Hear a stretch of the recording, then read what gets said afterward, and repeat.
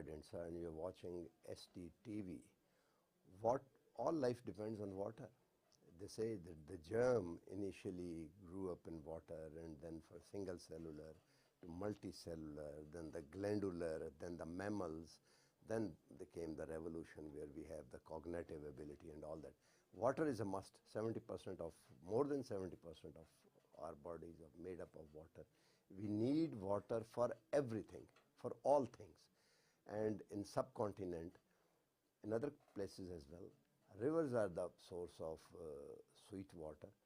They fill the aquifer, and on surface through dams, nations and the people store it and divert it for agriculture.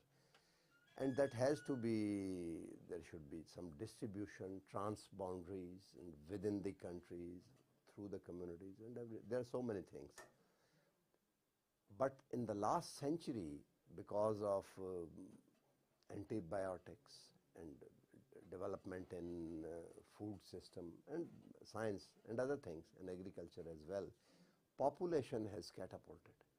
And now they need more water than originally it was thought over. Secondly, the use of water water should be used more responsibly. For example, by flood irrigation, now they're turning to the drip irrigation and sprinkle and all that, so many other things. And that is the issue, and water cannot be increased, nor it can be decreased. Its supply has to be used. Now there is another factor, that the freak weather phenomena have come in because of the climate change. Somebody was saying that last year was the first year when after the pre-industrial temperature, that was a rise of more than 1.5 degree or even more. Hottest year on planet Earth ever last year, which has just passed. So the thing is that the winds that blew from here in the subcontinent originate from the Bay of Bengal, hit the wall, which is mountain, Himalayas and the Karakorams and Hindu Kush, and then the precipitations come. Initially, it would have been snow because the temperature was less. Now it becomes rain. No need to store it. And now the temperature is such that at some time there is more than water which you need, and at some time it's not. So all these complexities, because of these, nations are looking forward to break their agreement. Indus Water Treaty, which was pivotal, that maintain a peace in this region. Now India is shrugging off. It has been held in abeyance, but they want to wriggle out. So what can be the solution? How to solve, short of war, short of hostilities, what is the pathway and how to move forward? We have today with us an expert on that who is originally from Bangladesh. He knows what are the issues of on Farkha Biraj, which they inherited from Pakistan, and he's in Thailand. He knows what are the transboundary issues, and he's working with Escape, and obviously there he has an international horizon as well. Ambassador Fayaz Murshid Qazi, very warm welcome. Thank you very much. It's a pleasure to be here, and a wonderful introduction. Yeah, please say something on what I've just said as a basic premise, and then we rumble on. Well, first you touched upon the issue of water security. Absolutely. I mean, for Bangladesh, probably the largest intricate living delta in the world, water security is of fundamental importance. There are certain parts of the country and certain seasons where we have abundance of water, but also maybe scarcity of water. So in general, Bangladesh also qualifies to be a water-stressed country. So given these variabilities, which are further aggravated by climate impacts, how do we ensure equitable access and distribution of water for the entire population remains a major concern, not just for the government, but all concerned stakeholders. I think you also touched upon the issue of water efficiency. That is an idea that is gaining more and more prominence, and that also anchors water firmly within the 2030 agenda on sustainable development. there is one particular goal, SDG 6, which is focused on water and sanitation. And I'm happy that you're talking about some of the new technological innovations that are being used to enhance water efficiency. Precision irrigation, for example, absolutely. Those are the ways to go forward. How do we make the optimum use of water while reducing wastage and other things? Recently in Bangladesh, our government has started this initiative of valuing water, that you value each drop of water. You try to give it some economic connotation, some valuation, so that people Which it is. Which it is. I mean, so that people who are using it, who are benefiting from it, they actually appreciate and acknowledge the value of water itself. And lastly, of course, you brought in the issue of transboundary cooperation, especially in relation to shared rivers, aquifers, water bodies. That continues to remain an alive discussion, especially when we look at South Asia. You referred to the Indus Water Treaty. In case of Bangladesh, we also have the 30-year Ganges Water Treaty with India. There are certain ups and downs in our arrangements, these kind of bilateral arrangements. But then again, what history teaches us that we probably need not remain focused or stuck on certain point of time. We have to keep working at it. We have to give dialogue and diplomacy a chance. And in addition to that, as we have heard across different panels here, also bring in the local communities, the civil society voices as part of this broader conversation, so that they can understand each other better, because empathy, solidarity, this would be absolutely fundamental if we are to have meaningful and effective transboundary cooperation around rivers and aquifers. What do you think, what is the way forward, if not the pathway, but way forward, because it's a simultaneous implementation and learning as well, because things are happening now which has never happened before, climate change and explosion of population and all that. So what do you think, what is the way forward, especially between Pakistan and India?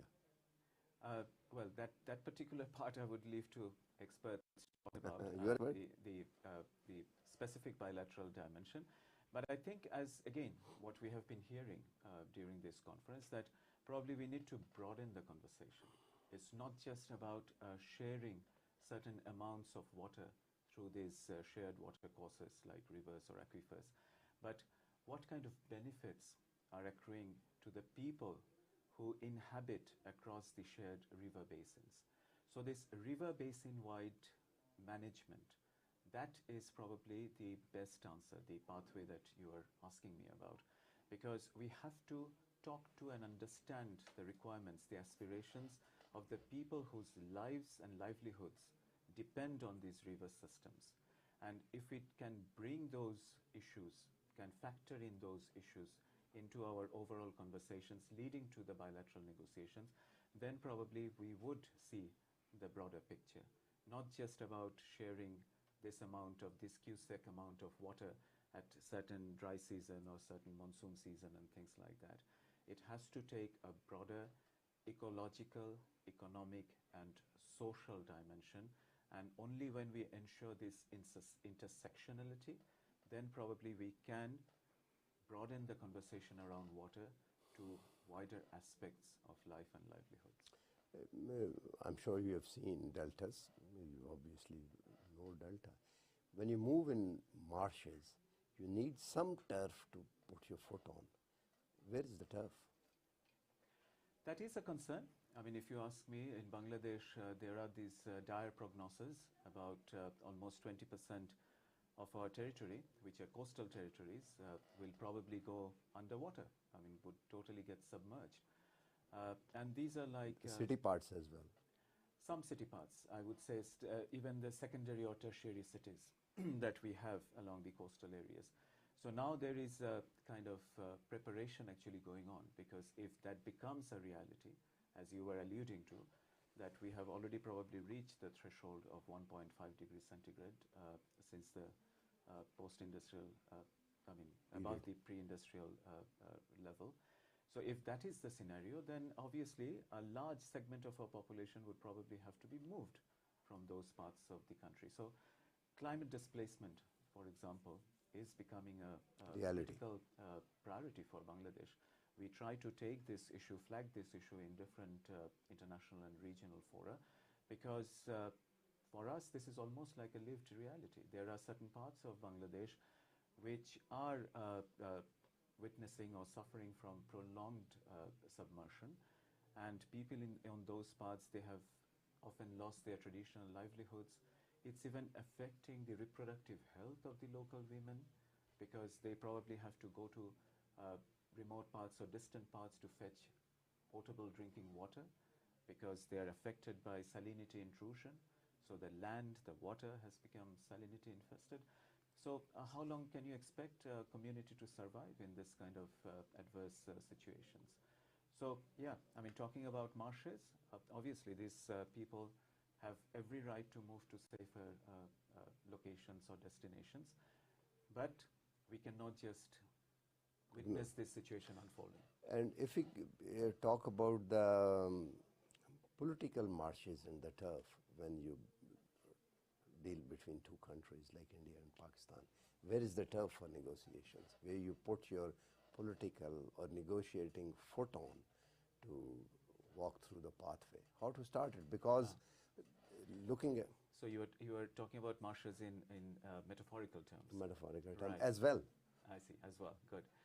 So, no, again, I mean, it may sound like a cliche, but since I am engaged in the profession of diplomacy, I would say that you have to give a chance to dialogue and diplomacy.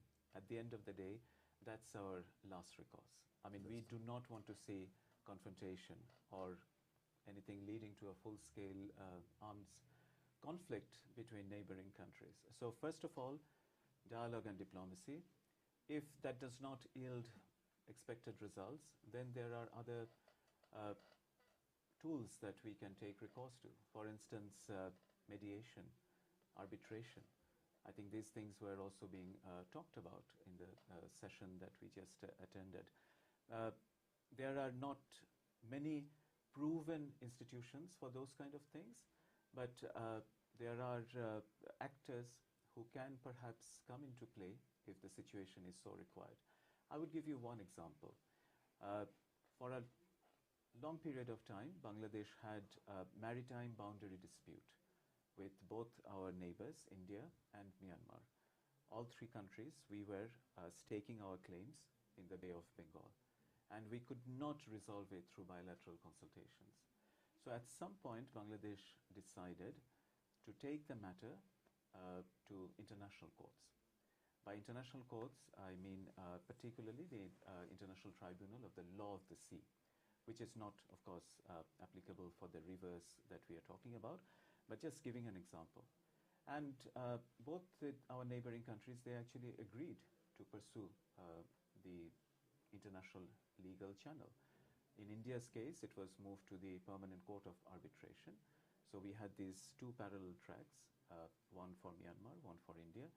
And the differences or the disputes that we had actually got resolved through international legal verdicts. And all three countries accepted them. And it turned out to be kind of a win-win proposition for all three. I don't think you would hear any of the three countries actually complaining about the results. Do you think the last question in the excuse me, in an existing treaty or the agreement, there is a room for negotiation? Of course. I mean, because I know the Ganges Water Treaty better than I can claim to know the Indus Water Treaty, for example. So the Ganges Water Treaty, it was a 30-year treaty which was concluded in 1996. So that means that 2026 is the expiry date for the current treaty. So obviously, it would be definitely in our interest, I think, both in India's and Bangladesh's, to have the renewal or the continuation of the agreement. Now, it would be perhaps a treacherous ground to suggest that we open the whole negotiations, because we want to actually base any further discussions on what we have on the existing framework. If there are certain elements that require to be looked at, to be revisited, yes, those options are there. But it's easier said than done, because once you go into the details, as they say, the devils start cropping up. And so you have to be very careful about that. So renegotiating is probably not the answer, but yes, as you were talking about, because of the ecological changes that we are witnessing, because of the severe climate events that we are suffering from, if there are certain elements that need to be looked at, and ideally, going back to the point I was making, this was mostly a water sharing treaty, but ideally, if we could broaden the conversation a little bit to bring in the basin-wide development aspect, that would be wonderful. But then again, we have to be pragmatic. We cannot be too ambitious. But let's see. I mean, through further discussions, there must be some semblance of grounds and marshes sanity where we can land on. I mean. Find some turf, common Absolutely, turf. Yeah. absolutely. Thank you very much. So the bottom line is that even if the country is restored to full-fledged armed conflict, even then ultimately they will come to table to negotiate. So that process should be started now instead of restoring to that, and one must build narrative for that, like we are talking to a learned person who knows the nitty-gritty and handling from a vantage point where the scope is more clearer than the population which is suffering. So I think we must talk and talk to across the fence as well. With this we come to the end of the program, and I would request, today is the last day of this 4-day conference in beautiful campus of Allama Iqbal Open University. Come visit, attend session, and keep watching our program. Bye for now.